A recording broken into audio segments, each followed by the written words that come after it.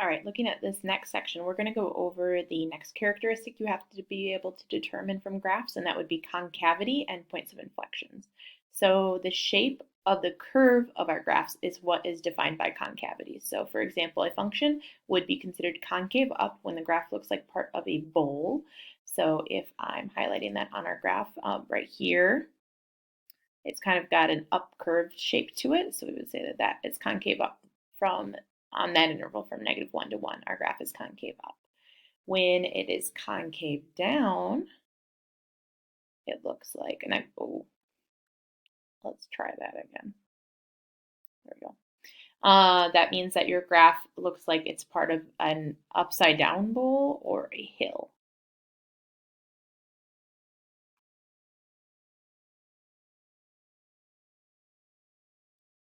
All right.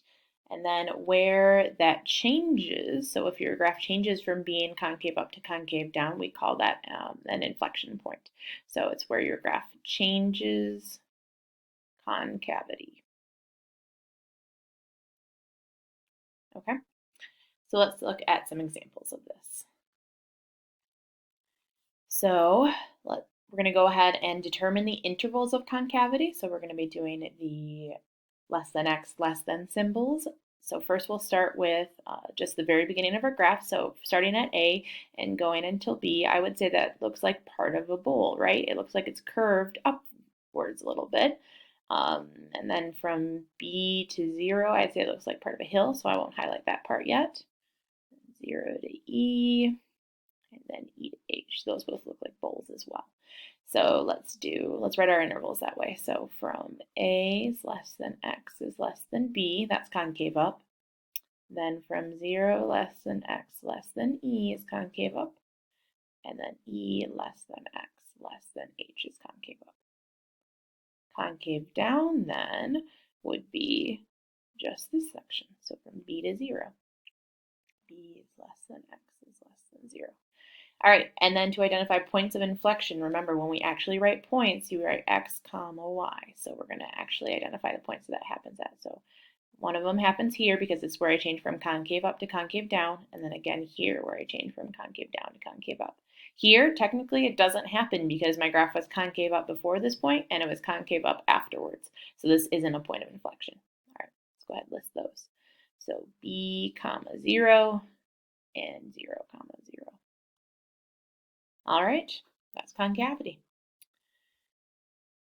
The last characteristic we're going to look at before we try to put it all together would be minima and maxima. And then right at the end, we're going to talk about discontinuities as well. But first, we're going to look at minima and maxima, which is just plural for minimum and maximum. The local description, because they're called local extrema, means we look at it's called the neighborhood. So the highest point and lowest point in the given interval, often it can be referred to as a neighborhood as well. Okay, so let's find our local minima and maxima of the following graphs. And these are, again, going to be points, so they're going to be written as x comma y. So it looks to me like the highest point that I have going on in this graph, there's a high bump right there in that neighborhood, and then there's one over here as well. And I'll keep going with the maxima because I've already got my blue out. So a high point here, kind of a bump, and a high point here as well. And then we go through and we can find the minima. So let's do right here, the minimum point. Right here's the minimum point. On this graph, you have to be careful because our graph ends here, and so you wouldn't technically include these as minima or maxima because we don't know what's happening on to the left of this point at all. So like at -3, my graph could have gone down or it could have gone up.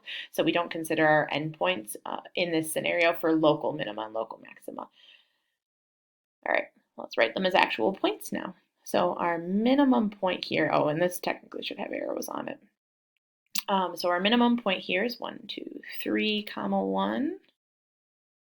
And then our maxima are 1, comma 6, and 5, comma 6. Over here, our minimum point is 0, 0. And then our maximum points are -2, 16, and 2, 16.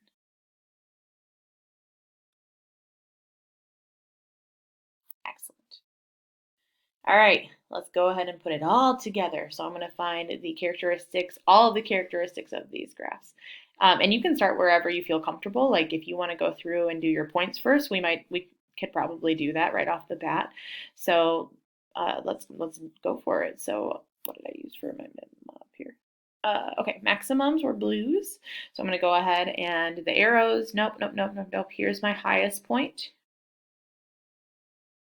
And then in that neighborhood, and then my minimum point looks like it's right here. Oh, sorry, my graph's a little bit off. It's supposed to be right there. And so then I could say that my minimum point, 1, 2, 3, 4, 5, comma, -1, and my maximum is at 0, comma, 5. Lovely. Oh, my x-intercepts and y-intercepts are also points, so I'll just get those. There's a couple, this is actually my y-intercept is my maximum, and that's okay. So I can go ahead and write that. But then I have a couple of places where I actually hit the x-axis. So one right there, one that's supposed to be right there, one that's supposed to be right there. So I would have, let's see, 1, 2, 3, 4, 5, 6, -6, comma 0, 1, 2, 3, 4, comma 0, and then 6, comma 0. So those are all my x-intercepts. And then inflection points, we'll wait until we've done concavity because then it's easy to see where your inflection points are. Okay. All right, so I'm going to erase what I have on there just so it doesn't get in the way with increasing, decreasing, positive, and negative. So let's do my increasing first. So as I read my graph from left to right, I'm deciding when it goes up. So I would say my graph is increasing, increasing, increasing, increasing until this point. And then I would say it goes down. And then again, it increases at the end over here. Whereas decreasing would happen just from here to here. Cool. So let's write those in. Increasing, so it starts at my arrow. So my arrow implies on the left side of my graph -infinity, less than x, less than. And then remember, you're going until the x value that it happens at. So my x value that it happens at would be 0. And then it decreases from 0 until 1, 2, 3, 4, 5. So 0 to 5 is where it decreases. Then it increases at the end from 5 to my arrow implies positive infinity now on the right side of my graph. So 5 less than x less than infinity. There are no places where this is constant. Sad. Apparently I lied to you. I said there was going to be an example. There's not. But anytime that you had a graph that had just like a straight line, that would be what is considered constant. Positive, so let's go ahead and we'll do our positives and negatives. So positive is everything that is above your x-axis. Remember, everything that's up in this section is considered positive, and then everything that's below in here is considered negative. So I would say, if I'm doing a little shading, this is considered negative, and then this little boop over here is also in the below the x-axis, so that would be considered negative. So that would be from -infinity, whoops, I wanted to write all of this in the same color. So from -infinity less than x less than, where's that going to? 1, 2, 3, 4, 5, 6. -6, excuse me. And then on this side, 1, 2, 3. Start being negative at 4 until 6. 4 less than x less than 6. Cool beans. All right, and then our positive is anything that's up in this section. So I'll go up here.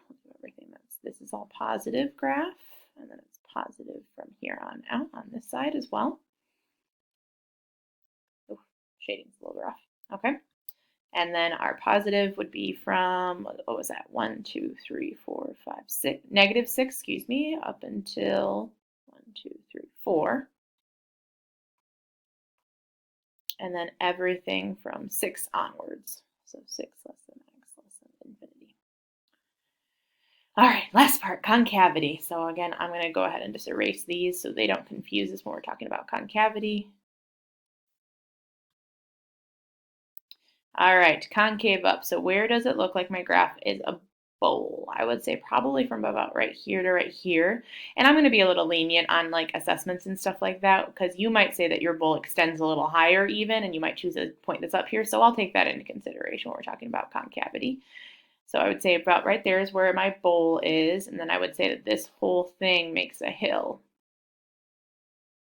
right? That's the curve downwards part. And then that means that right here, boop, boop, would be my point of inflection.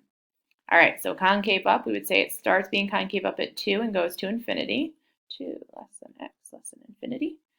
Concave down starts at negative infinity, or this arrow, so negative infinity until 2.